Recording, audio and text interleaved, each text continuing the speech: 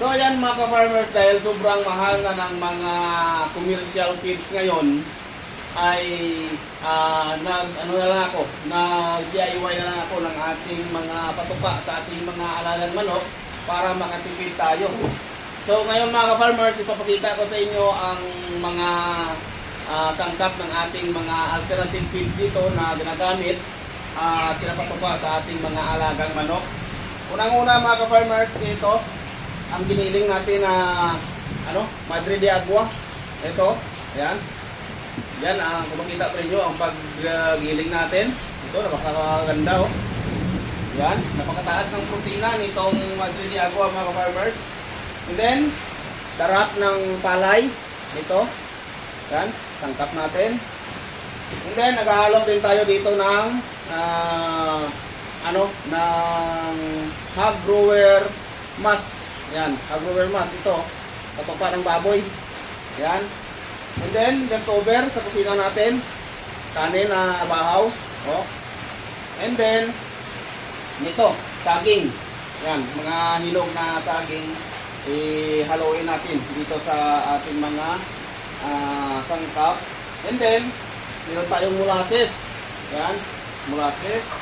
At saka maghalo din tayo mga ka-farmers ng bagong produkto ng Batalka Company na Vitamin Pro Liquid. Yan, napakaganda nito sa ating mga alagang hayop mga ka-farmers. Dahil meron ditong tagline na multivitamins, minerals, B-complex, electrolytes, amino acids, probiotic at prebiotics. Yan. Then, pakalulungin na natin dito sa isang balde natin. Ayan. Haluin lang natin. And then, ito.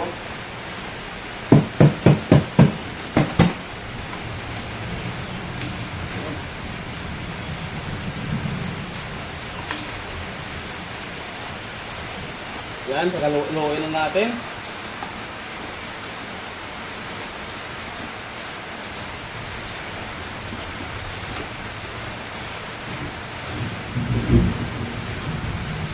Then after this mga ka-farmers, maglagay tayo ng molasses para mas lalong magana ang alaga natin sa pagkain. Ayan, konti lang.